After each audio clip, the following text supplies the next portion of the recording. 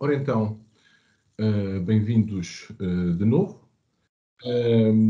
Nesta sessão mais específica sobre o debruçada ou relativa ao setor do ensino e da formação profissional, vamos falar de alguns temas que já foram abordados na sessão de dia 9, mas que precisam aqui de algum enquadramento e de algum reforço relativo ao proforma, a tentarmos contextualizar os conteúdos que foram apresentados ao setor do ensino e da formação profissional. Eu pedia-vos que no final da minha apresentação não se esquecessem de preencher o questionário de avaliação, bem como o registro do participante, para que depois possam receber a folha de presença ou o certificado de participação,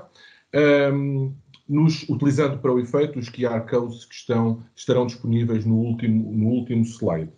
Sensivelmente a meio, iremos fazer uma pausa de 10 minutos. Esta é uma apresentação um pouco exaustiva, contém todos os conteúdos mais prementes que vos permitem depois elaborar as vossas propostas, e eu pedia que tivessem alguma contenção na colocação das questões, porque eu vou tentar abordar todos os temas relevantes, como referi, e, portanto, muito provavelmente as questões que irão colocar vão sendo respondidas à medida que a sessão vai progredindo. Assim sendo, vamos falar então um pouco sobre a elegibilidade das instituições, concretamente instituições do ensino e da formação profissional, das atividades que o programa financia para a prossecução dos vossos planos Erasmus e dos vossos projetos. Vamos falar sobre as formas de financiamento, vamos falar sobre as normas de qualidade de Erasmus, sobre os critérios de atribuição, que são os critérios qualitativos propriamente ditos, aqueles que vão presidir à avaliação das vossas propostas, algumas regras adicionais para os coordenadores de consórcios. Vamos correr o formulário de candidatura, não na plataforma do formulário, mas eu tive o cuidado de incluir nesta apresentação todos os conteúdos do formulário. Depois vamos dar aqui algumas notas sobre o ciclo de vida da acreditação e, finalmente, terminarei com algumas informações úteis.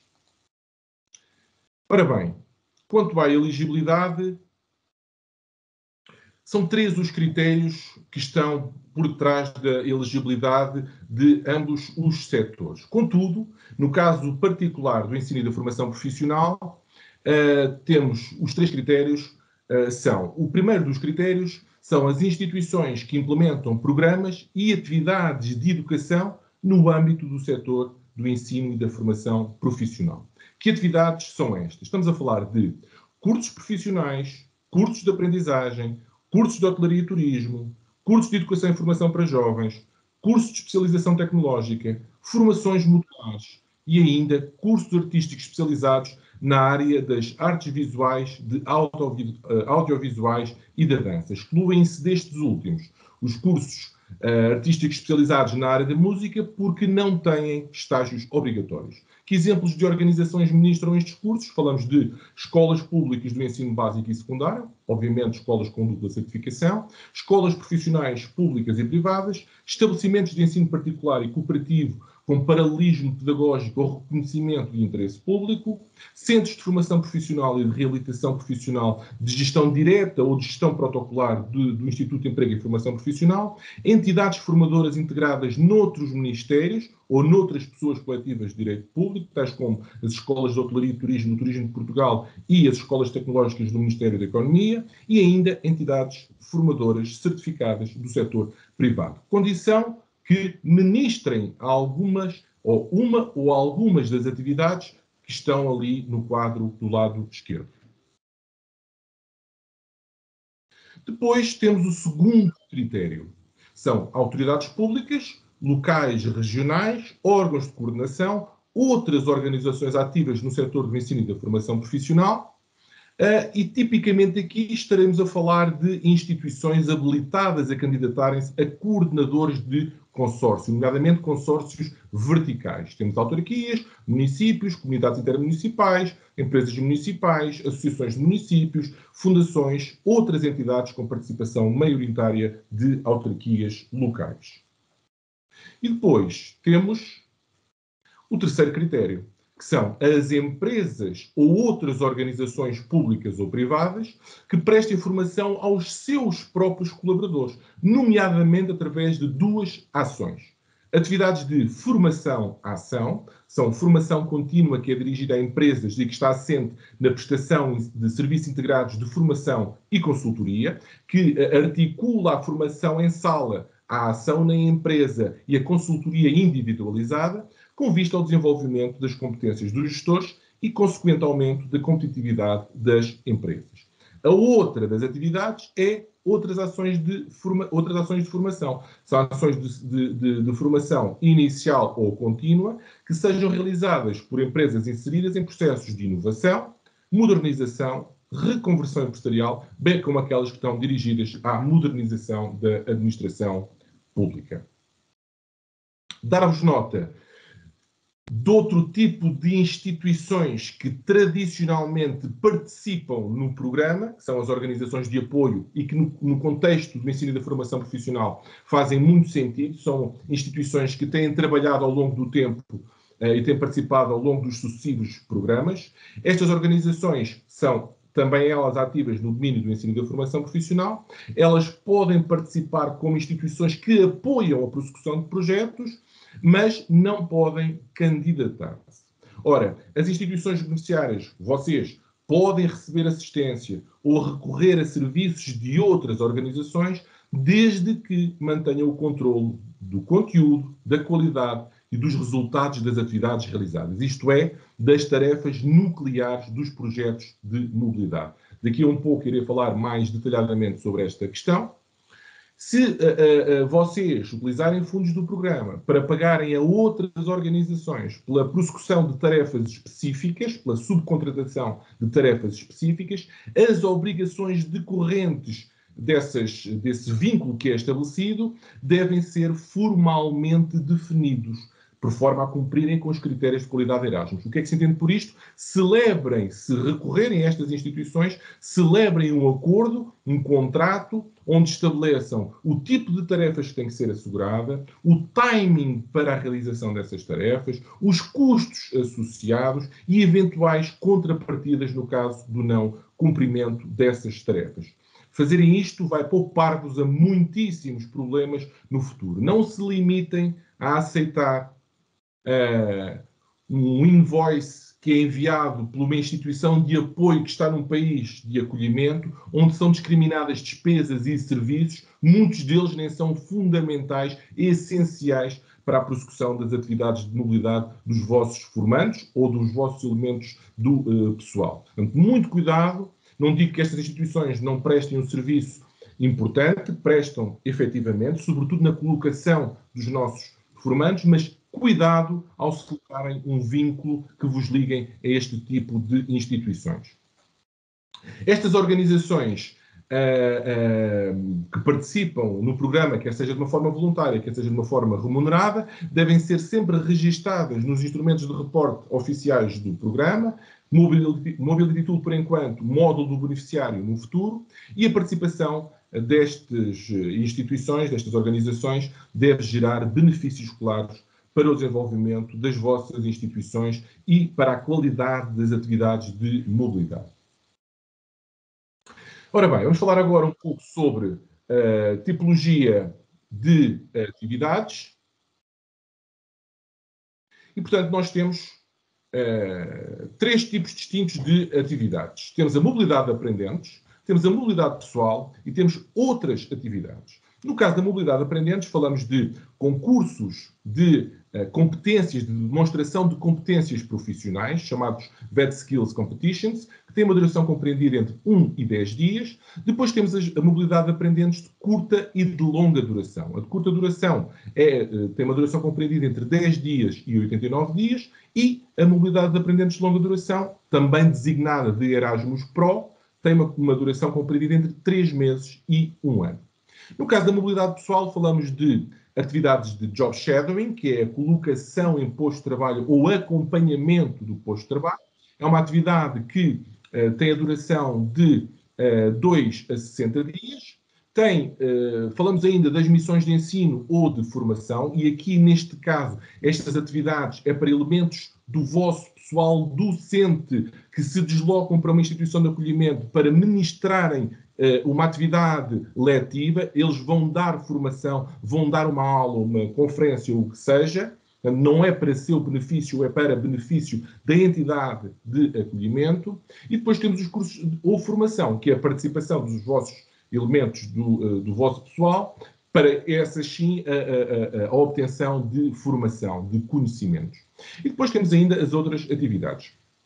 Neste caso falamos de peritos convidados, a possibilidade que vocês têm de convidar peritos de países do programa, e esta é uma atividade que tem duração de entre 2 a 60 dias. Temos o acolhimento de professores em formação, entre 10 a 365 dias, e temos ainda as visitas preparatórias. No caso dos aprendentes, os concursos de demonstração de competências é uma atividade que vocês podem enviar os vossos formandos para competições que são organizadas anualmente pelas agências nacionais dos vários países do programa, para demonstração de competências em determinadas áreas profissionais. O financiamento que esta atividade ou que o programa atribui é extensivo aos elementos do pessoal, mentores especialistas que acompanhem os alunos durante essa atividade. Depois, temos as mobilidades de aprendentes de curta duração, cuja definição é rigorosamente a mesma das mobilidades de aprendentes de longa duração, em que um formando da vossa instituição se desloca para uma outra instituição de ensino ou de formação, para uma empresa, para uma organização ativa no mercado de trabalho, no âmbito do ensino e da formação profissional, por um determinado período de tempo. Este período de aprendizagem tem que englobar uma forte componente de trabalho, nomeadamente um estágio profissional. Aquilo que difere das atividades de longa duração, como referi, é apenas e tão somente a sua duração. Ambas as atividades têm que incluir uma forte componente de trabalho, bem como um programa de aprendizagem individual. O modelo existe no nosso site, no site da Agência Nacional. Ele tem algumas características e procura enquadrar a atividade de mobilidade propriamente dita. O seu nome é o Training Agreement. Portanto, através deste documento, vocês vão definir não só os conteúdos programáticos daquela atividade em concreto, como as formas de avaliação, os resultados de aprendizagem expectáveis, as formas de reconhecimento e validação de competências. Portanto, vão enquadrar, digamos assim, legalmente esta atividade. Não se esqueçam que este Training Agreement deve traduzir um período de mobilidade que é encontrado para um determinado participante e deve ser ajustado às suas características, ao seu background, ao seu perfil, às suas expectativas. Portanto, não, tanto quanto possível, não organizem atividades de mobilidade todas iguais entre si, porque cada participante é um participante distinto. Para além da mobilidade física, todas estas atividades que acabei de descrever podem ser complementadas com períodos de atividade virtual, prefazendo aquilo que nós designamos de blended mobility ou mobilidades mistas. Aquilo que o programa financia é apenas a parte física da mobilidade e, portanto, as durações mínimas e máximas especificadas aplicam-se apenas à componente física da mobilidade. Uma chamada de atenção para reforçar aquilo que acabei de referir. A mobilidade é sempre estabelecida no âmbito de um acordo de aprendizagem, Training Agreement, previamente estabelecido de modo a salvaguardar a qualidade que o programa exige. Os resultados que vierem a ser alcançados pelos participantes são devidamente reconhecidos e validados. Eles devem corresponder de uma forma global a um período semelhante que teriam na sua instituição de origem, caso não fossem em mobilidade. Os conteúdos da experiência da mobilidade são adaptados ao perfil e às expectativas dos participantes, como acabei de referir também, e ele está destinado não só a participantes do ensino e formação profissional inicial, como ao ensino e formação profissional contínuo, como ainda àqueles que tenham concluído as suas formações e se preveja que iniciem as mobilidades até 12 meses após essa data, após a conclusão das suas formações. Uma outra nota para vos dizer que uma das prioridades do programa é a inclusão de jovens ou de pessoas participantes com menos oportunidades. O que o guia nos diz é que participantes com menos oportunidades são aqueles que estão em desvantagem relativamente aos seus pares, porque enfrentam uma determinada circunstância que os impede de ter acesso efetivo às oportunidades de mobilidade oferecidas pelo programa. Portanto, tanto quanto possível, incluam jovens nestas circunstâncias. Nestas circunstâncias falamos de quaisquer jovens que possam ser discriminados em condição da sua situação económica, social, de género, de religiosa, política, outra qualquer. Portanto, o conjunto de circunstâncias que fazem com que o jovem seja incluído neste lote é bastante abrangente e, portanto, tanto quanto possível, justifiquem na vossa proposta a necessidade de um apoio especial, do qual já falaremos, para este tipo específico de público. Dizer apenas, e para terminar este aspecto dos participantes com menos oportunidades, é que a inclusão deste tipo de participantes vai gerar uma majoração positiva, obviamente, em sede de candidatura, porque esta é uma prioridade do programa, como referi também. Ao nível do pessoal, falamos de 3 tipos de atividades. Temos o job sharing, que consiste na colocação, na realização de uma atividade de mobilidade sob a forma de colocação em posto de trabalho ou acompanhamento do posto de trabalho em qualquer entidade de ensino de formação profissional de um país do programa ou de um país parceiro. O VET, com o novo programa, oferece a possibilidade de vocês enviarem participantes para fora dos países da União Europeia, portanto, para fora dos países do programa. Isto é uma oportunidade que é apenas atribuída a algumas atividades. Elas estão aqui descritas nesta apresentação. Depois, nas missões de ensino ou de formação, em que, como há pouco referi, os elementos do vosso pessoal realizam uma atividade de mobilidade para ensinarem, para darem informação em qualquer entidade de ensino e de formação profissional de um país do programa ou também de um país parceiro. No caso dos cursos ou formação, é a possibilidade que o programa oferece para inscreverem-se em cursos ou atividades de formação que sejam ministradas por entidades apenas sediadas em países do programa. Obviamente que a escolha destes cursos é da responsabilidade dos participantes, mas não se esqueçam que a escolha do curso é com base nas necessidades do vosso docente, ou elemento não docente, mas deve gerar benefícios para toda a comunidade escolar. Okay? Esta é uma realidade muito importante que vocês devem ter em consideração ao projetarem as atividades dos vossos elementos do pessoal. Para perceberem algumas questões ligadas aos padrões de qualidade destes cursos, quaisquer outras eventuais questões, o site da Comissão Europeia, através daquele link, fornece informações exaustivas sobre estas questões. E depois, à semelhança daquilo que acontece para as mobilidades dos aprendentes, também as mobilidades do pessoal têm a oportunidade de ser complementadas com atividades de mobilidade virtual. E, naturalmente, aplica-se o mesmo princípio de financiamento, o programa financia a componente física destas atividades. E depois, para terminar o capítulo da tipologia de atividades, temos as outras atividades. São os peritos convidados, por exemplo, instituições, vocês podem convidar peritos, professores, especialistas em políticas ou outros profissionais qualificados de um país do programa, com o propósito de ajudarem a melhorar o ensino, a formação, a aprendizagem, de resto qualquer processo em vigor na vossa instituição. Por exemplo, podem convidar peritos para dar formação a elementos do pessoal docente e não docente, demonstrar novos métodos de ensino, ajudar a implementar boas práticas em gestão e organização. Estes são os exemplos que vocês podem pegar, podem utilizar para convidarem peritos de outras instituições. E depois temos o acolhimento de professores em formação. Vocês podem acolher professores que estejam em formação, em fase de conclusão dos respectivos cursos, que pretendam efetuar um estágio no estrangeiro.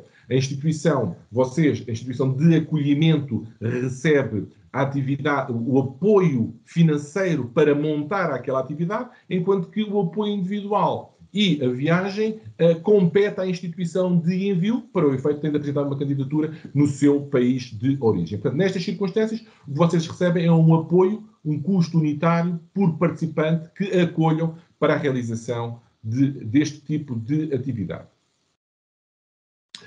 Depois temos as visitas preparatórias.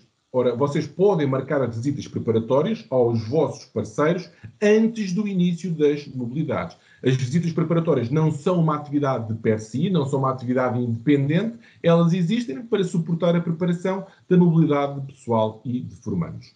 Cada visita preparatória deve ter um propósito claro, deve servir para melhorar a abrangência e a qualidade das atividades de mobilidade. Por exemplo, podem ser organizadas visitas preparatórias para preparar mobilidades de formandos com menos oportunidades, para trabalharem com uma nova instituição de acolhimento, para prepararem atividades com durações mais elevadas.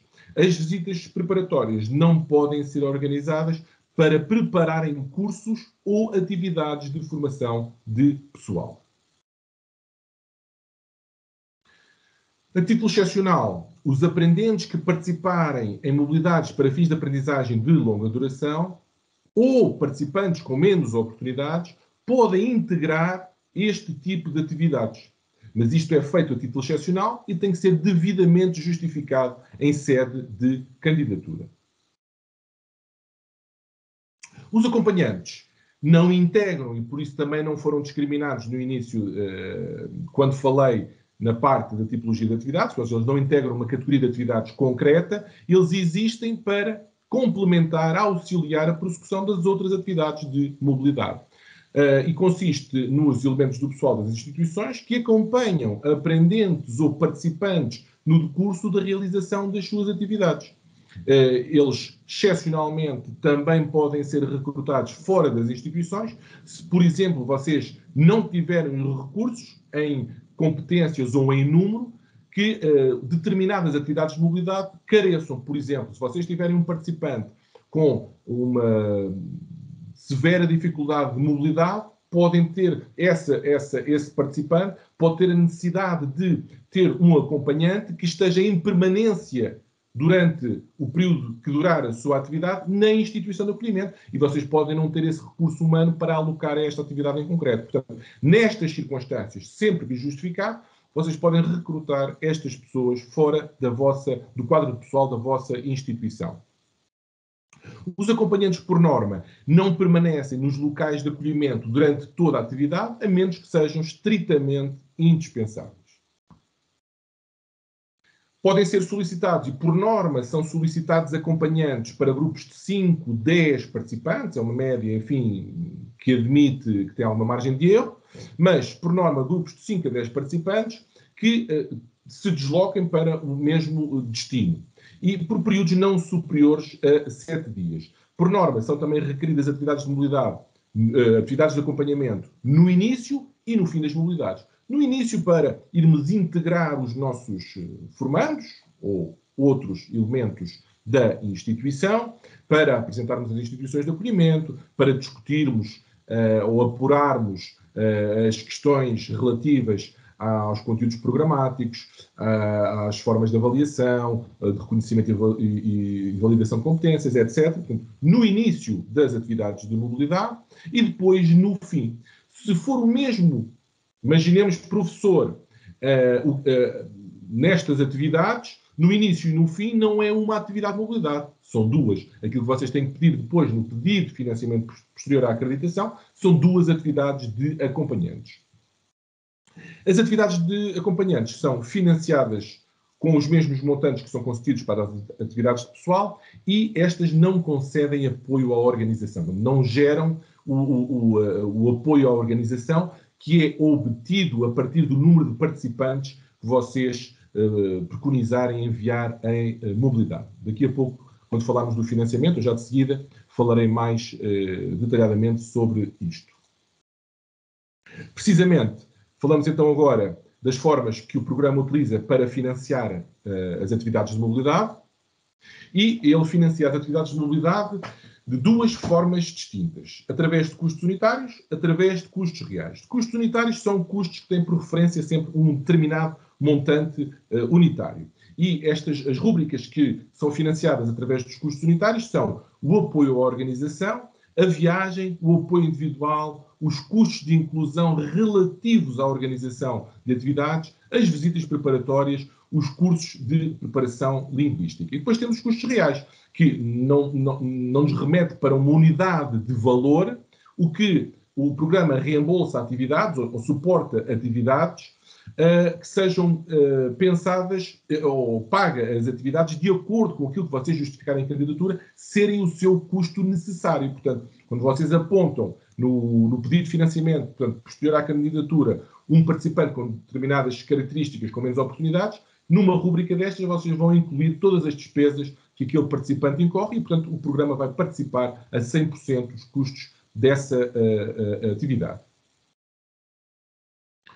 Ora bem, no respeito ao apoio à organização, o apoio à organização são os custos diretamente ligados à implementação de atividades que não estejam cobertos por outras rúbricas financeiras. Destina-se tanto às instituições de acolhimento, como destina-se em primeiro lugar a vocês, é um montante que vos é atribuído a vocês para a organização de atividades, porém, se recorrerem a serviços das entidades de acolhimento ou a serviços de uma instituição de apoio, é exclusivamente daqui que sai o dinheiro para pagar esses serviços. Não cometam o erro de retirar do apoio individual, retirar da viagem, qualquer tipo de serviços que vos sejam sugeridos pelas instituições, ou de acolhimento ou de apoio. Portanto, falamos de uma rúbrica que vos é atribuída a vocês, à escola, para a organização de determinadas atividades. E então, o programa paga 100 euros por cada participante em mobilidade pessoal para cursos ou formação,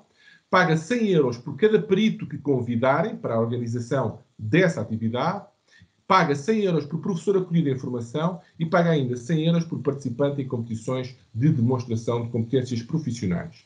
Paga 350 euros por participante em mobilidades de aprendentes de curta duração, por participante em mobilidade pessoal de job shadowing ou missões de ensino ou de formação e paga, finalmente, 500 euros por participante em mobilidade de alunos de longa duração e por participante que realize uma mobilidade para um país fora da União Europeia, isto é, para um país parceiro. A lista dos países parceiros está no setor concreto do ensino da formação profissional, até aliás como nota de rodapé, no guia do programa. É uma lista extensíssima, mas são essencialmente países fora dos países do programa, portanto fora da União Europeia.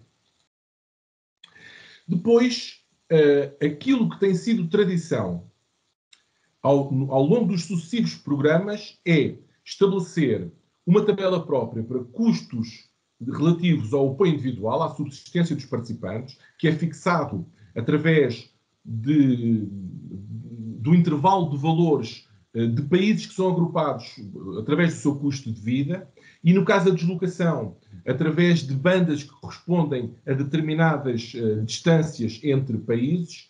Aquilo que foi optado para a acreditação foi um modelo diferente. Nós calculámos já há algum tempo atrás os custos médios diários de cada atividade e é esse valor que vamos atribuir. E daqui, quando se fala que a acreditação e o novo programa permitem uma flexibilidade orçamental, é rigorosamente por isto. Porque ser-vos atribuído um valor médio diário por participante, por cada tipo de atividade, e depois vocês podem gerir esse valor conforme vos aprouver dentro das atividades que vierem a realizar. Daqui, não há necessidade de vocês, cada vez que tenham que fazer uma alteração à duração da deslocação, à duração da atividade, ao destino, vocês não têm que pedir autorização à agência e nós não temos que emitir adendas. O dinheiro é-vos entregue e se vocês pensaram numa mobilidade para a Espanha com a duração de 3 meses e agora de repente querem fazer uma mobilidade em Itália, trata-se apenas de ajustar os valores que cada participante para cada país precisa, de modo a fazerem essa transferência, que neste caso é automática, e daí falarmos da flexibilidade orçamental que o novo programa vem introduzir. Ora então, este custo inclui o apoio individual, da subsistência do participante, as suas deslocações, o apoio linguístico e as propinas de cursos. Isto, obviamente, para os elementos do pessoal docente que realizem atividades de curso.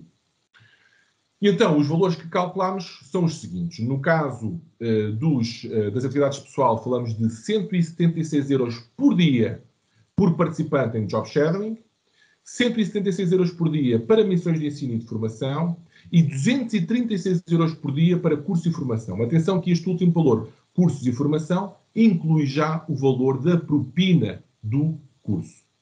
Depois, para os formandos, participação em competições de VET Skills, o valor de 60 euros diário.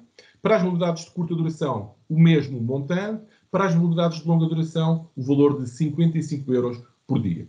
Para os peritos convidados, para os acompanhantes, o valor de 176 euros. Dar nota para dizer que as visitas preparatórias podem consistir na participação de 3 elementos do staff no máximo e o valor despendido será de 575 euros máximo por participante. Chamar aqui a atenção que vocês podem incluir 2 ou 4 dias suplementares de viagem de apoio individual do custo médio que há pouco referi, em função do tipo de transporte que utilizem para a realização dessa atividade. Ora, se falarmos em meios de transporte mais poluentes, por exemplo, o avião, vocês podem apenas solicitar 2 dias extra de subsistência em cada viagem. Um a montante, um a jusante, portanto, um para a partida e outro para o regresso. Se optarem pela utilização de meios de transporte menos poluentes, por exemplo, o comboio, ao invés de 2, podem solicitar 4. 2 a montante, 2 a jusante da atividade. No que respeita à preparação linguística, o programa disponibiliza uma plataforma que se chama Online Linguistic Support, que pretende precisamente auxiliar-vos na tarefa de preparação dos vossos participantes. Vocês não têm que se preocupar em pedir as licenças são automaticamente atribuídas a partir do número de atividades que vocês solicitarem e são atribuídas 2 tipos de licenças. Primeiro, uma licença para a aferição das competências linguísticas do participante e depois uma licença para a formação linguística. Podem, no entanto, dar-se o caso de todas as línguas oficiais da União Europeia estão disponíveis nessa plataforma. Pode dar-se o caso da plataforma não ter todos os níveis de proficiência dessa determinada língua. É então aí que entra o financiamento. Ou seja, aquele custo diário já tem um determinado financiamento, já inclui a preparação linguística, e, portanto, é daqui que vocês vão retirar um determinado montante, que seja proporcional à bolsa do participante. Se quiserem, para além da licença, dar-lhe ainda outro apoio a nível de proficiência linguística que seja organizado por vós. Portanto, vocês podem utilizar a plataforma, podem preparar uma determinada formação presencial, por exemplo, e para o efeito podem recorrer ao custo diário do vosso participante para organizar esse curso. Atenção que isto, o valor que vocês vão retirar, primeiro, tem que ser do conhecimento do participante, tem que ser estritamente necessário para a prossecução daquela atividade e tem que ser feito em concordância com o vosso participante. Depois temos outras rúbricas financeiras. Temos os custos de inclusão e os custos excepcionais. Quanto aos custos de inclusão, nós temos, em primeiro lugar, a organização de atividades de participantes com menos oportunidades. E aqui já falámos que o montante era de 100 euros por cada participante, cada atividade que vocês organizem. Depois temos todos os custos que sejam necessários para a prossecução de uma atividade de um participante com menos oportunidades, desde que esses custos não sejam solicitados em apoio individual e em viagem. Vocês tiverem participantes com menos oportunidades, por exemplo, com necessidades educativas especiais, vocês podem requerer um montante para essas mobilidades só em custos ligados aos custos de inclusão, e aqui vocês vão prever os custos reais que vão incorrer esses participantes. Depois, temos os custos excepcionais.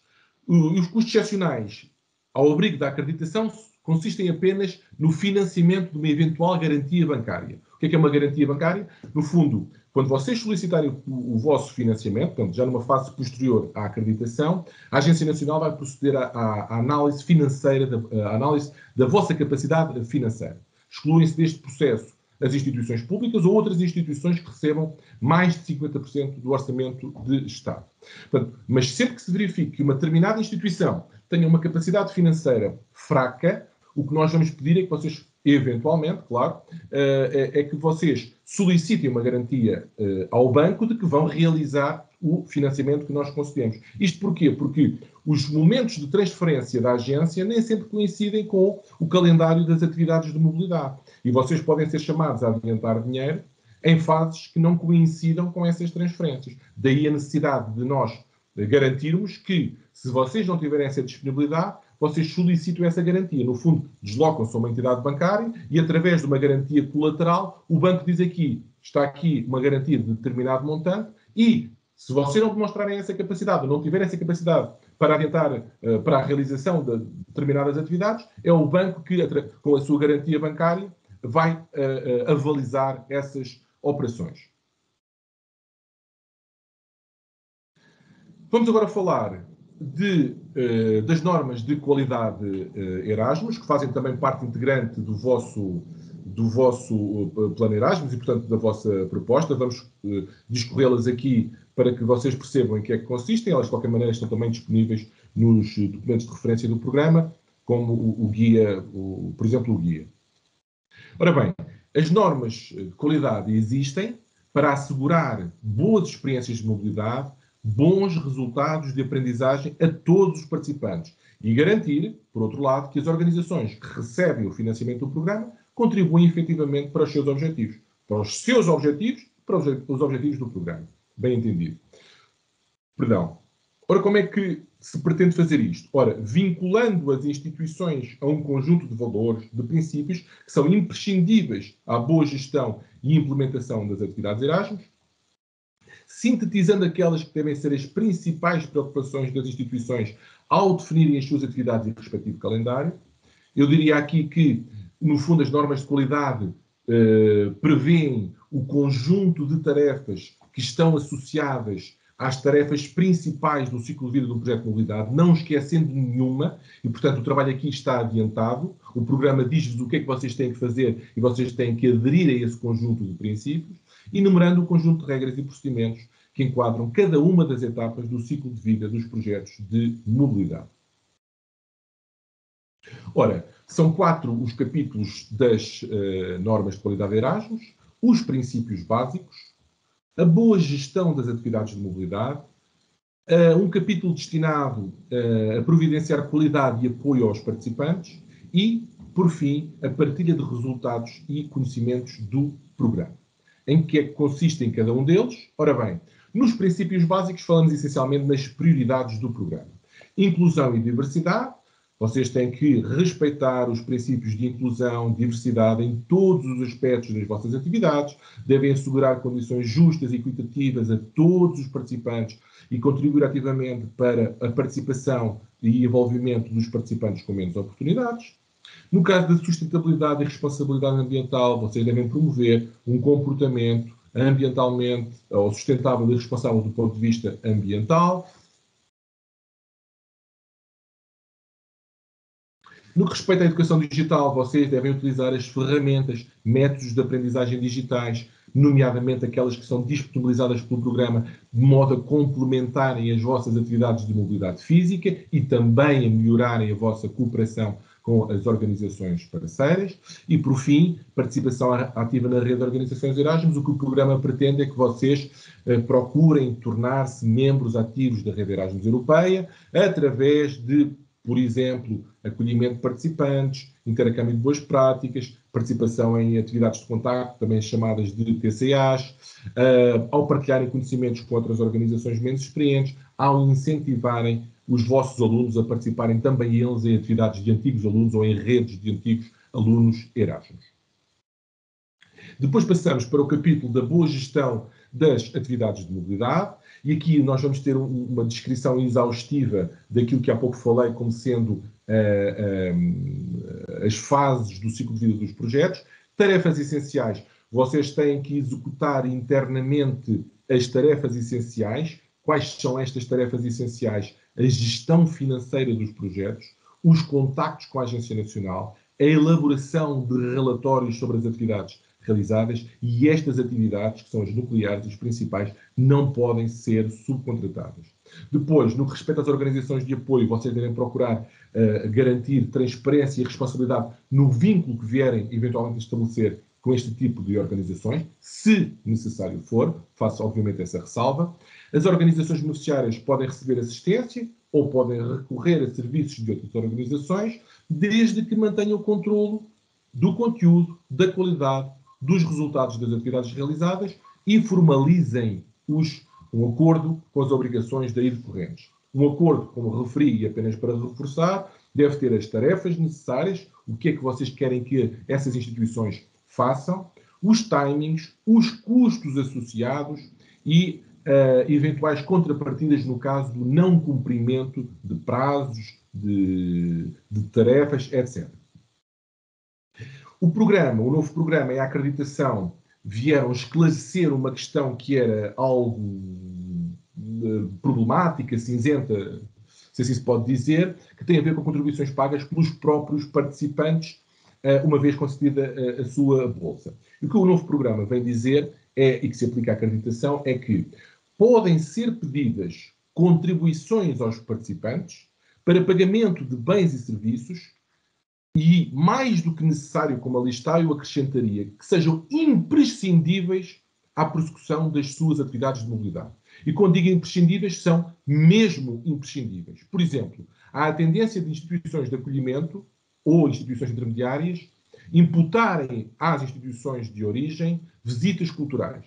Ora, se isto não é uma atividade que seja fundamental para aquilo que se pretende obter de uma atividade, não pode ser pedido ao participante que pague essa atividade. Ele pode querer fazê-lo às expensas próprias e não precisar de uma instituição ou de acolhimento ou de intermediária para visitar o país onde está. Portanto, muita atenção a esta característica e depois ainda que o montante dessa contribuição tem que ser justificado e tem que ser obtido sem fins lucrativos. Tem que ser na estrita medida do necessário e com um valor justo e adequado, obtido sem fins lucrativos. Finalmente, tem também que ser proporcional à subvenção que o participante irá receber.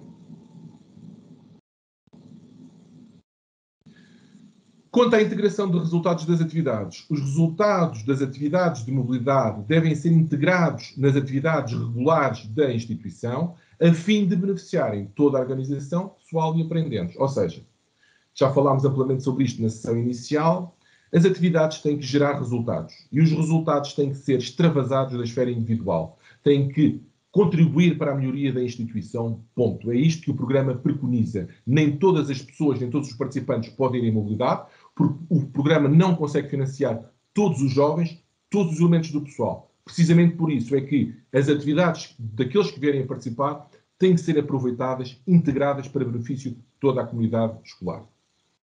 Quanto ao desenvolvimento da capacidade, as instituições devem utilizar o financiamento do programa, em especial a rúbrica de apoio à organização que é concedida para vocês, para as escolas propriamente ditas, de modo a aumentar gradualmente a vossa capacidade para trabalhar no plano internacional, numa base que seja sustentável e a longo prazo. A atualização regular das plataformas, outra obrigação. Vocês têm que registar regularmente as atividades e vocês depois, na parte final da minha apresentação, vão também perceber porquê. Porque é daí que vocês se vão guiando quanto ao vosso nível de execução física e financeira e é daqui que nós, Agência Nacional, vamos também extraindo informação para ir acompanhando o vosso nível de execução física e financeira das vossas atividades.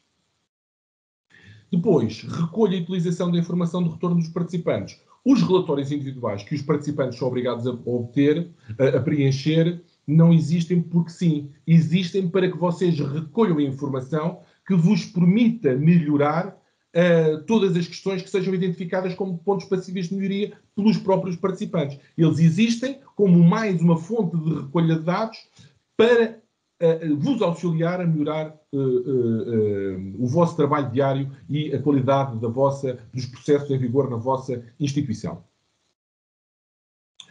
No que respeita particularmente aos coordenadores de consórcio, quanto à distribuição de tarefas, as tarefas têm que ser distribuídas de modo a proporcionarem às organizações participantes as melhores condições para prosseguirem os seus objetivos, bem como desenvolverem novas capacidades. No que respeita à atribuição do financiamento, o financiamento deve ser distribuído entre coordenador do consórcio e organizações membros de uma forma que seja justa, transparente, proporcional às suas tarefas e às necessidades da organização parceira. Quanto à tomada de decisões conjunta, as organizações membros do consórcio devem participar coletivamente em todas as decisões, e particularmente junto da instituição coordenadora, em todas as decisões que afetem as suas atividades, os seus participantes. As instituições de acolhimento, as instituições parceiras de um consórcio devem poder escolher as instituições de acolhimento com quem vão trabalhar e, no que respeita à partilha de conhecimentos e recursos, compete ao coordenador reforçar a capacidade das organizações parceiras, apoiá-las no cumprimento das normas de qualidade e assegurar que os parceiros participam nas tarefas que afetem diretamente os seus próprios participantes. No capítulo de providenciar qualidade e apoio aos participantes, temos, desde logo, as disposições práticas. Vocês, organizações beneficiárias da acreditação, ou potenciais ainda nesta fase, devem assegurar as viagens, o alojamento, os eventuais pedidos de visto que sejam eventualmente necessários, tudo tem a ver com a segurança social, outros requisitos requeridos. Porém, se delegarem essas competências aos próprios participantes ou a um prestador de serviços, uma organização de apoio, uma organização de acolhimento, vocês não deixam de ser responsáveis pelo seu cumprimento das normas que enquadram todas as disposições práticas, bem como pela sua qualidade. Portanto, não é pelo facto de delegarem ao participante a compra da sua viagem, contratação do seu seguro, etc., que vocês deixam de ser responsáveis pela sua existência e pela sua qualidade também. Depois, no capítulo da saúde, segurança e respeito pela regulamentação aplicável, as atividades devem ser organizadas com um elevado nível de segurança e proteção para os participantes, devem respeitar todos os regulamentos aplicáveis, nomeadamente o consentimento dos pais, cobertura de seguro adequada, etc, etc, etc, etc.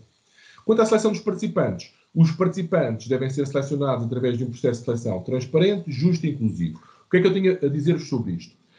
Transparente tanto quanto possível. Isto é, vocês devem definir os critérios que vão presidir essa seleção.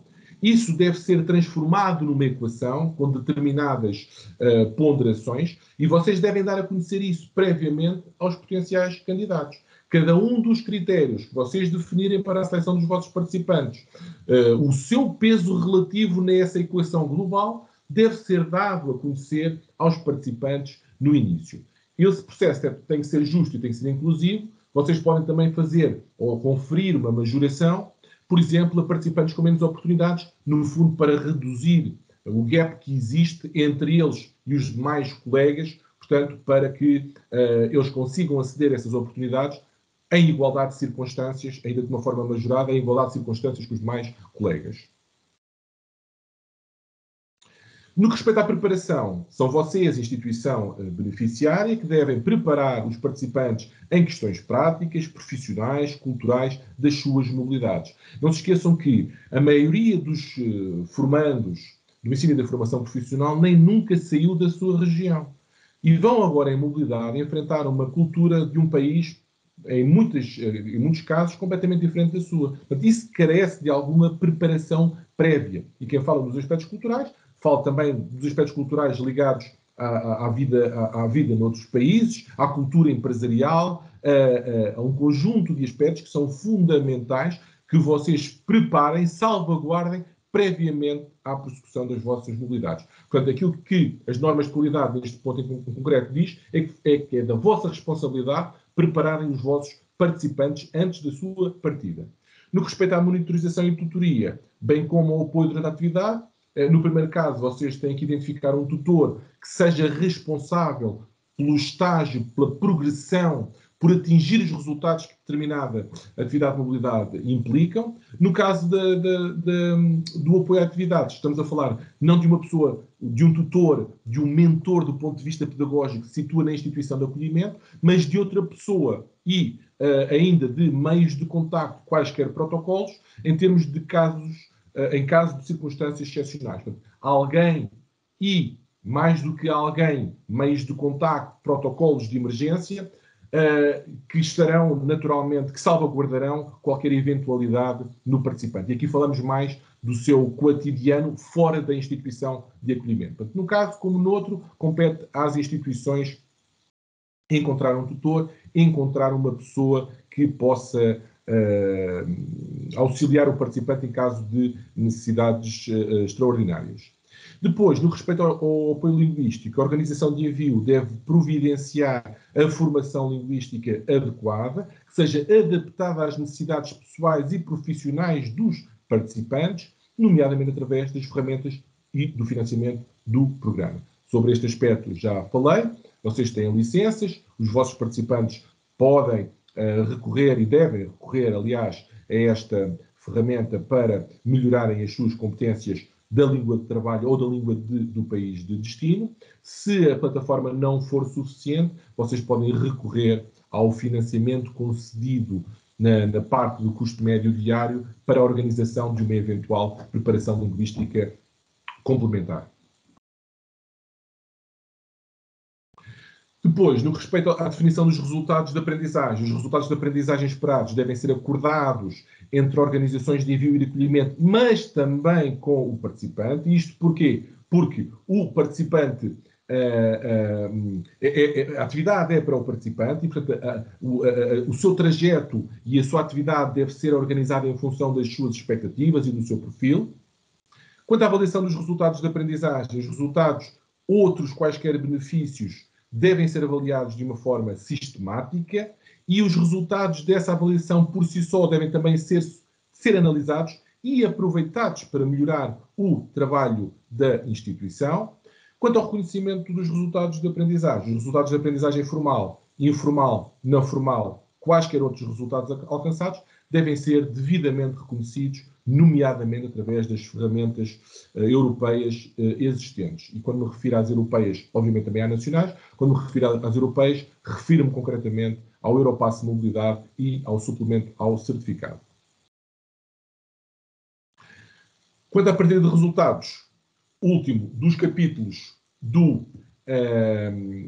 das normas de qualidade Erasmus, o que as normas de qualidade Erasmus nos dizem neste capítulo em particular é que vocês têm que partilhar os resultados obtidos nas vossas experiências de mobilidade no seio da vossa própria organização, junto de outras organizações e com o público em geral, e devem ainda divulgar publicamente, aos participantes nomeadamente, qual a fonte do financiamento que permitiu a realização daquela atividade em concreto. Antes de irmos para intervalo, tenho ainda tempo para falar sobre critérios de atribuição. Como referi também, os critérios de atribuição são os critérios qualitativos, aqueles que vão presidir à avaliação, à análise da vossa candidatura do ponto de vista qualitativo. Os critérios qualitativos são 4. A relevância soma 10 pontos. O plano Erasmus quanto aos objetivos. O plano Erasmus quanto às atividades. O plano Erasmus quanto à gestão. Portanto, os objetivos 40 pontos, as atividades 20 e a gestão 30 pontos. Vocês, para terem a vossa acreditação, têm que ter no mínimo 70 de um total de 100 e pelo menos metade da pontuação máxima de cada uma dos critérios acima mencionados. Quanto à relevância, aquilo que se procura aqui perceber é em que medida o perfil, a experiência do candidato, ou seja, o vosso perfil, a vossa experiência, as atividades e a população de aprendentes são relevantes para o setor do ensino e da formação profissional, bem como para os objetivos do convite.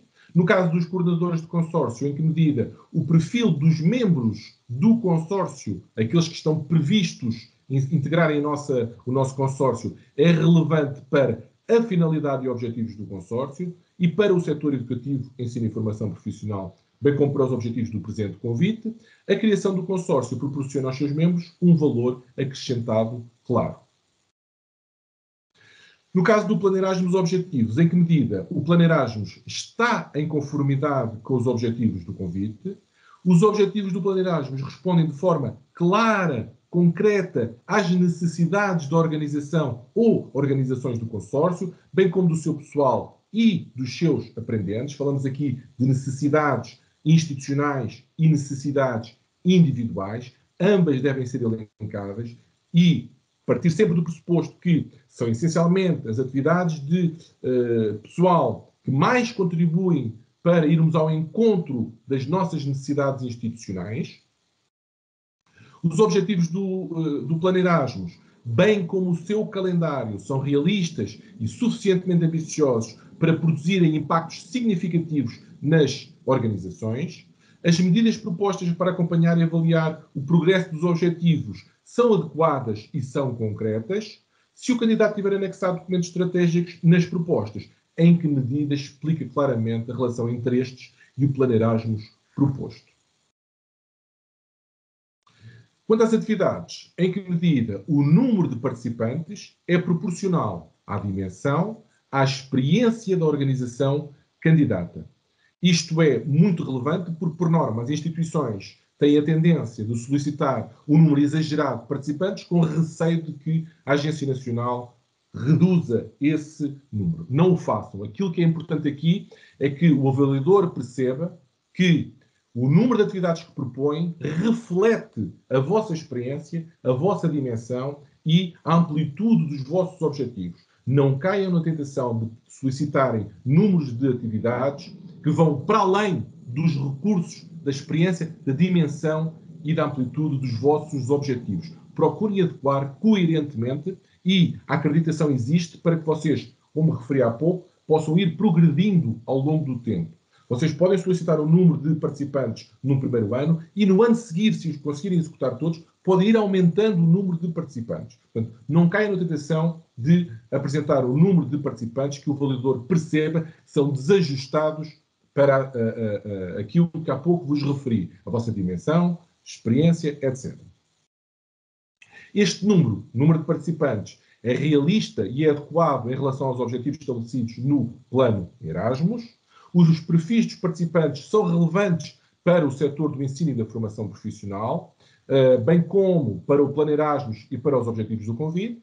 Foram envolvidos participantes com menos oportunidades. Isto, obviamente, não é uma obrigatoriedade, mas caso envolvam participantes com menos oportunidades, vocês têm aqui, é aqui que é aferido essa envolvência junto desse tipo de participantes em particular.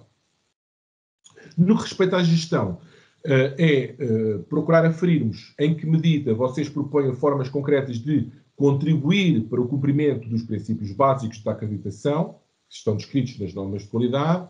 Vocês preconizam uma distribuição clara, completa de tarefas em cada uma das etapas do ciclo de vida do projeto de mobilidade. Portanto, se as contemplam todas, se elas estão suficientemente acalculadas e divididas. Se o candidato atribui recursos adequados à gestão das atividades Erasmus. Aqui falamos de estruturas de apoio, elementos do pessoal com as competências necessárias, recursos financeiros, porque, como há pouco referi, vocês podem ter que adiantar dinheiro do orçamento da escola, da instituição, para a realização de atividades, porque nem sempre esses momentos de atividades coincidem com as transferências financeiras da Agência Nacional. Portanto, vocês têm que ter os recursos adequados para a prossecução das atividades Erasmus. Em que medida é que existe o envolvimento adequado ao nível dos órgãos de gestão da vossa organização? Não se esqueçam que o Plano Erasmus implica tomada de decisões estratégicas e a gestão tem que ser parte integrante dessa discussão. Portanto, há um envolvimento por parte dos órgãos de gestão da vossa organização, que foram definidas medidas adequadas para assegurar a continuidade das atividades do programa, caso haja alterações ao nível do pessoal ou na gestão das organizações candidatas. Nós temos muitas vezes situações em que temos uma determinada instituição que ao longo do tempo registra, tem um desempenho de excelência e de repente de um ano para o outro perde esse nível de desempenho. E porquê? Simplesmente porque a pessoa que estava à frente daquele projeto foi para uma outra instituição. Ora, isto não pode acontecer. O desempenho de uma instituição não pode nunca ficar afetado porque uma pessoa saiu da instituição. Ou seja, aqui devem garantir e devem demonstrar como é que vão garantir que, se isso acontecer, a vossa instituição não perde o know-how suficiente para continuar a lidar com os projetos de mobilidade. E depois, o candidato propõe medidas concretas e lógicas para a integração de resultados nas suas atividades de trabalho regular da vossa instituição. E isto apenas uma nota para vos dizer que está muito ligado àquilo que falei inicialmente na primeira parte da minha intervenção, que tem a ver com a integração de resultados. Vocês têm que procurar traduzir, verter na própria candidatura a forma como vocês preconizam integrar os resultados das atividades que vierem a realizar. Sendo assim, vou avançar para regras aos coordenadores de consórcio. As instituições podem candidatar-se como organizações individuais, podem candidatar-se como coordenadores de consórcio. Não é possível apresentarem uma candidatura para ambos os tipos de acreditação dentro do mesmo setor. Os candidatos a coordenadores de consórcio será exigida a descrição da finalidade e da composição previsível do seu consórcio, porque nesta fase, na fase de elaboração da candidatura, não vos vai ser pedida a lista exaustiva dos vossos parceiros. Um coordenador de consórcio de mobilidade que seja acreditado pode também organizar atividades para a sua própria instituição, se a sua própria instituição for também uma instituição de ensino. Ou administrar atividades que a tornem elegíveis no âmbito específico do ensino e da formação profissional, mais concretamente.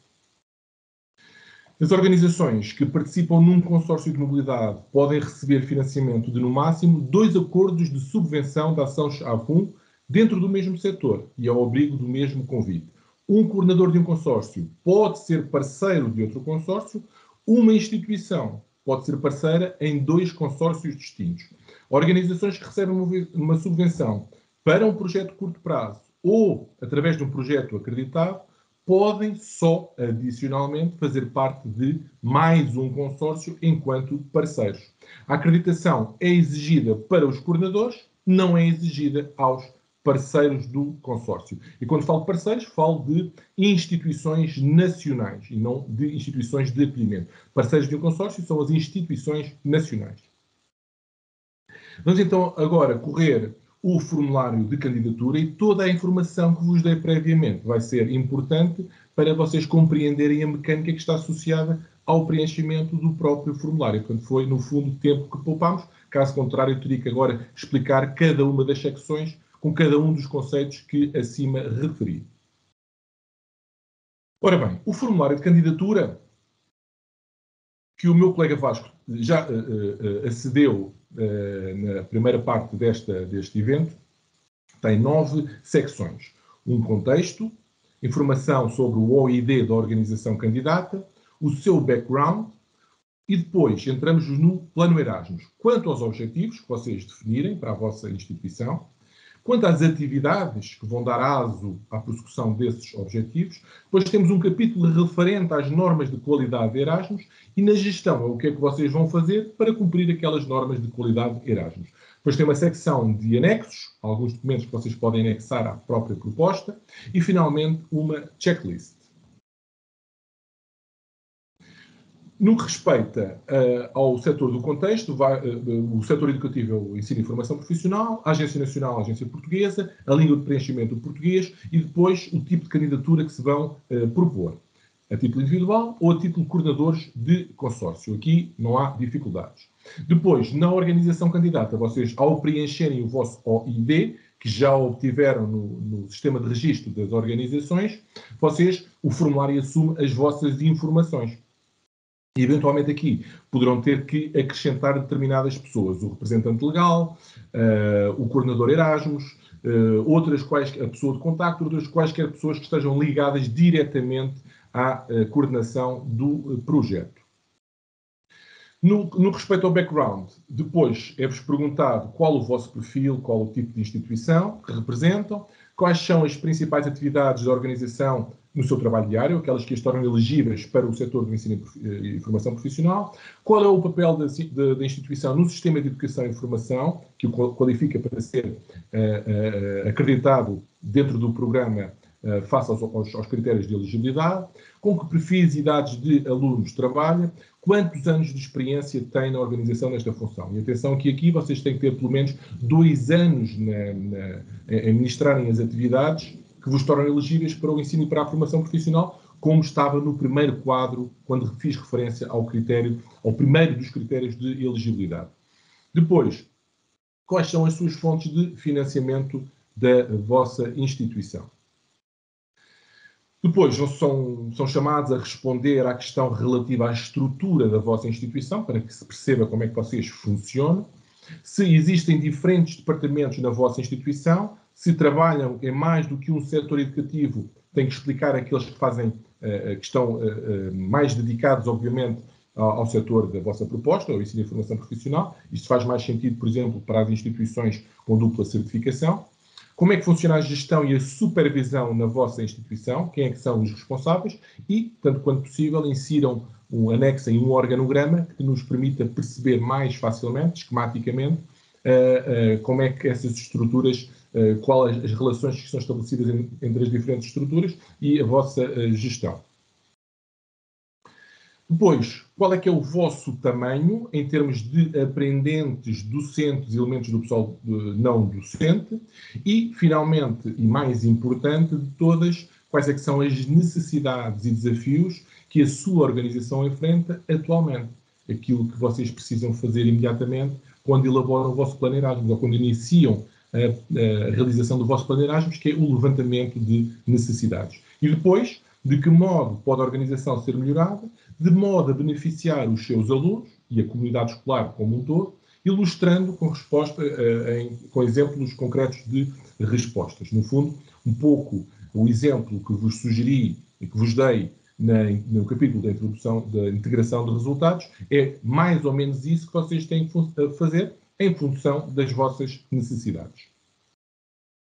No que respeita aos consórcios de mobilidade, vocês vão ter primeiro que identificar a sua tipologia. Pode tratar-se de um consórcio que trabalha em conjunto com outras organizações do mesmo setor de uma forma coordenada, um consórcio horizontal. Pode ser uma instituição com instituições com interesses e experiências semelhantes que querem trabalhar numa determinada área temática ou num determinado setor, e instituições semelhantes com dificuldades em entrarem sozinhas no programa, que reúnem recursos para melhor gerirem as suas atividades Erasmus. Identificada a tipologia, temos que perceber qual a composição do vosso consórcio. Que tipo de instituições é que vocês planeiam integrar no vosso consórcio, que tipo de programas de ensino oferecem, que sejam relevantes para o setor do ensino e da formação profissional, com que perfis de formandos é que prevêem trabalhar, quantas instituições prevêem incluir no consórcio e quantos formandos têm no total, para percebermos a dimensão global do vosso consórcio, porque escolheu trabalhar com estas instituições, e isto é uma resposta, obviamente, nuclear, fundamental, e se espera que a composição do vosso consórcio mude com o tempo. Isto é particularmente relevante para aqueles consórcios que, por exemplo, tratando-se de uma autarquia que pretende beneficiar um conjunto cada vez mais alargado de instituições da sua área de implementação, é natural que esse consórcio vá crescendo ou que alguns membros vão sendo substituídos. Portanto, isto é particularmente relevante para esse tipo de consórcios. E depois, a mesma pergunta que é colocada para aqueles que se candidatam à acreditação a título individual: que necessidades e desafios enfrentam as instituições do seu consórcio? A lógica é a mesma, só que aqui estamos a falar de um denominador comum, aquilo que une a razão de ser daquele consórcio. Não estamos a trabalhar um conjunto de necessidades individualizadas em que cada instituição tem as suas, não. Estamos a falar naquilo que dá origem ao próprio consórcio, a razão de ser, a razão da sua existência. É o denominador comum que faz com que aquela determinada instituição proponha organizar aquele consórcio em concreto. Quanto à participação passada, eu quando preenchi, nós na Agência Nacional temos um OID fictício que utilizamos para testar os formulários de candidatura para todos os projetos. Como é um OID fictício, nós não há participação no programa e, portanto, nós não temos acesso à informação relativa à participação passada, porque ela não existe na realidade. Portanto, eu aqui não sei, e é o único ponto que tenho dúvidas no formulário, é se o formulário devolve, consoante vocês registram o vosso OID, se o próprio formulário assume a vossa participação com base na vossa participação, quer quanto instituições candidatas, quer quanto membros de consórcio, quer mesmo até com eventuais participações em projetos de parceria da Ação-Chave 2. Portanto, é a única dúvida que eu tenho no formulário. Não sei se eu julgo, estou em crer que, a partir do momento em que registram o vosso OID, esta informação passada é registada automaticamente no próprio formulário. Se não for, vocês têm que acrescentar esta informação manualmente. No respeito aos documentos estratégicos, temos um daqueles que é o mais óbvio e natural, é a vossa estratégia de internacionalização, se a tiverem, mas pode ser também o vosso projeto educativo, se houver uma chamada de atenção para o vosso processo de internacionalização e a utilização particular de fundos comunitários para benefício da vossa instituição, isso seria, obviamente, mais relevante que anexassem à proposta, ou outros quaisquer documentos que julguem ser necessários. Porém, estes documentos que vão anexar têm que respeitar 3 premissas fundamentais. Em primeiro lugar, têm que estar relacionados com o Plano Erasmus. Em segundo lugar, têm que ser contextualizados na própria proposta. Não anexem documentos que não estejam devidamente explicados e para que é que servem e que informação vão acrescentar. Em segundo lugar, a informação que esses documentos contêm tem que ser complementar à informação que já está preenchida. Não pode acrescentar informação nova, porque, caso contrário, não serão considerados válidos. Informação nuclear do projeto tem que constar do próprio formulário. Depois, entramos no Plano Erasmus. Quanto aos objetivos, por cada um dos vossos objetivos, vocês vão ter que explicar o que é que pretendem atingir, como é que esses objetivos estão relacionados com as necessidades e desafios que explicaram na secção anterior, quando é que esperam atingir esses objetivos e como é que vão rastrear e avaliar o progresso desse objetivo. Tem tudo a ver com aquilo que falámos relativamente aos timings dos objetivos, relativamente aos indicadores de medida, às fontes de recolha de dados que evidenciem esses indicadores, etc. Portanto, tudo o que aqui vocês necessitam está explicado na parte inicial desta sessão. Depois, pessoas envolvidas na definição desses objetivos e que discussões foram realizadas. Quanto às atividades, quantos participantes é que prevêem introduzir nesta acreditação por ano de financiamento? Esta estimativa tem que ser feita pelo menos a 2 anos. Temos que perceber que tipo de evolução vocês querem registar ao longo do tempo. Devem explicar porque é que procederam essa estimativa, e isto tem muito a ver com a coerência, mais uma vez reforço, com a vossa dimensão, a vossa experiência, a amplitude dos vossos objetivos. Porque é que consideram essa estimativa realista e adequada, face à vossa experiência, dimensão e face aos objetivos do vosso Plano Erasmus? Que perfil de pessoal e formandos é que planeiam envolver e por que razão é que escolheram este tipo de participantes? E se planeiam envolver participantes com menos oportunidades, certifique-se de mencioná-los e os tipos de atividades em que estarão também eles envolvidos. Quanto às normas de qualidade, temos os 4 capítulos, os princípios básicos, boas gestão das atividades de mobilidade, providenciar qualidade e apoio aos participantes, partilhar resultados.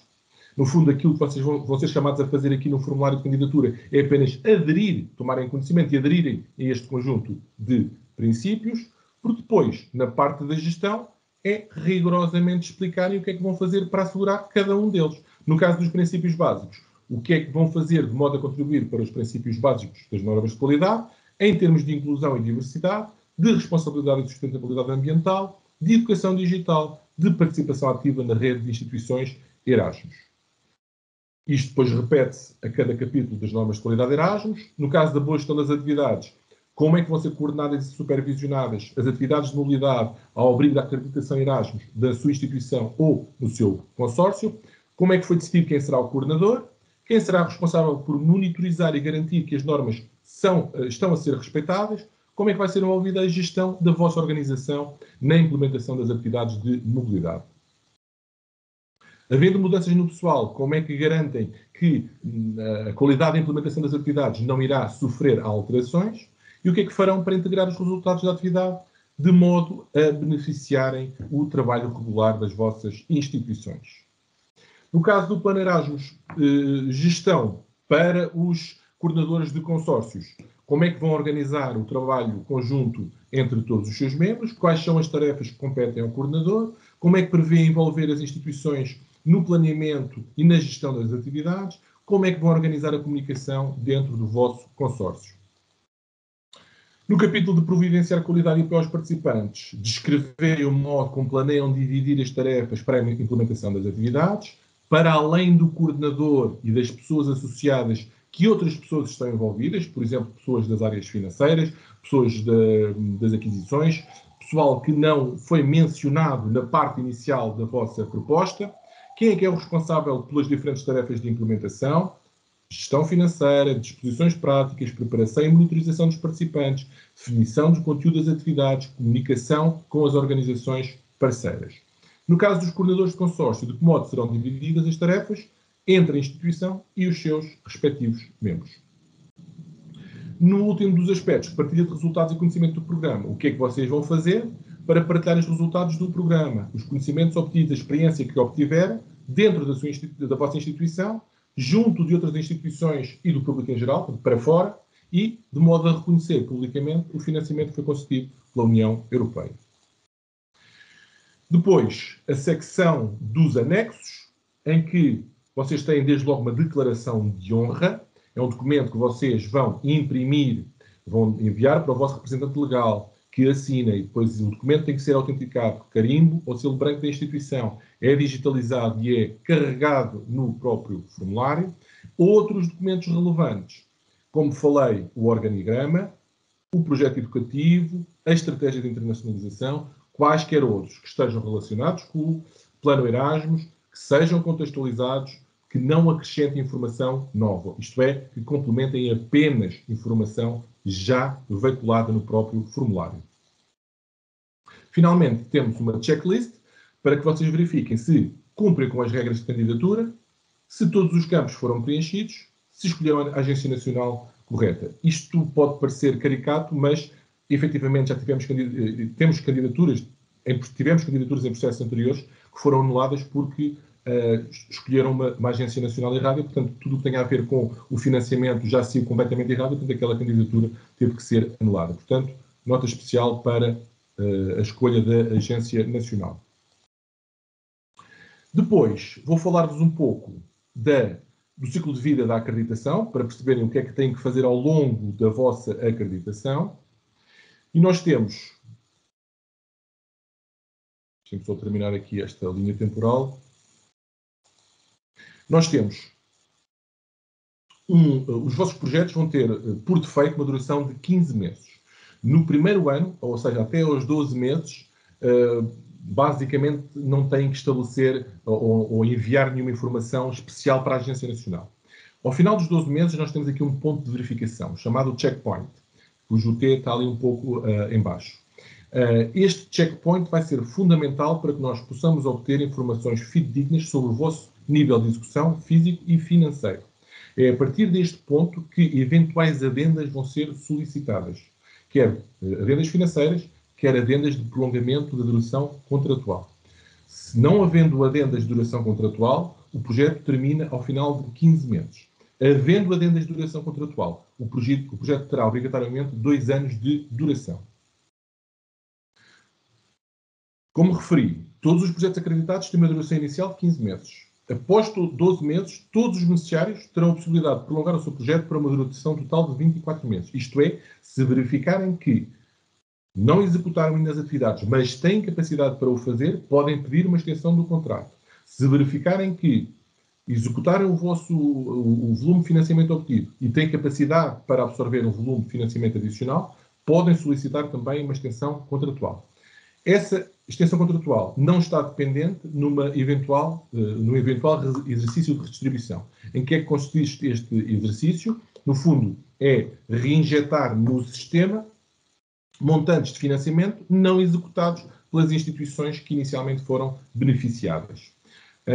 Ele está aberto a todos os beneficiários, que demonstrem capacidade de executarem o seu financiamento, o financiamento inicialmente atribuído, e ainda têm capacidade adicional para executarem o volume de financiamento adicional. Nestas circunstâncias, sempre que vocês revelarem essa capacidade, vocês podem pedir um prolongamento do período de duração do vosso contrato, que passa então automaticamente de 15 para 24 meses, no fundo, para vos dar ali um tempo adicional para vocês executarem um volume de financiamento superior. Vocês não têm de pedir financiamento todos os anos. No entanto, e para manterem a acreditação, têm que efetuar no mínimo 3 pedidos de financiamento em 5 anos consecutivos de acreditação. Porém, e o meu conselho é que peçam o financiamento numa base anual, foi por isso também que vocês estão, nesta fase, a elaborar uma proposta para a acreditação, que é para poderem beneficiar do financiamento comunitário numa base regular. No entanto, se perceberem que o vosso nível de absorção pode não permitir que vocês executem o mesmo nível de financiamento todos os anos, podem adequar o nível de financiamento. Podem utilizar fórmulas como nos anos pares pedem um nível de financiamento superior, nos anos ímpares pedem um volume de financiamento inferior. Portanto, podem utilizar uma fórmula que distinga os níveis de financiamento consoante aquilo que vocês executaram já previamente e consoante a vossa capacidade de absorção. Vocês não vão ser penalizados por pedirem volumes de financiamento distintos de ano para ano. O checkpoint, como há pouco fiz referência, faz-se aos 12 meses. Ele não é obrigatório se não houver qualquer pedido a fazer. Havendo, podem solicitar custos reais adicionais. Por exemplo, vocês previram a participação de formandos com menos oportunidades, mas não conseguiram prever a totalidade dos seus custos. Ou planeiam, ou porque têm mais participantes com necessidades, com menos oportunidades, é nesta fase que vocês podem pedir esse financiamento. E ao contrário de anos anteriores, onde a subvenção era fixada e durante a sua duração não poderia ser alterada, no caso da acreditação e do pedido de financiamento para a acreditação, os projetos podem sofrer incrementos. Ou seja, a subvenção atribuída inicial pode não corresponder à subvenção atribuída no final e pode ser incrementada. Este valor, no final do contrato, pode ser superior àquilo que foi previsto pela Agência Nacional e que foi solicitado por vós inicialmente. Podem ser solicitados períodos de prolongamento dos vossos contratos.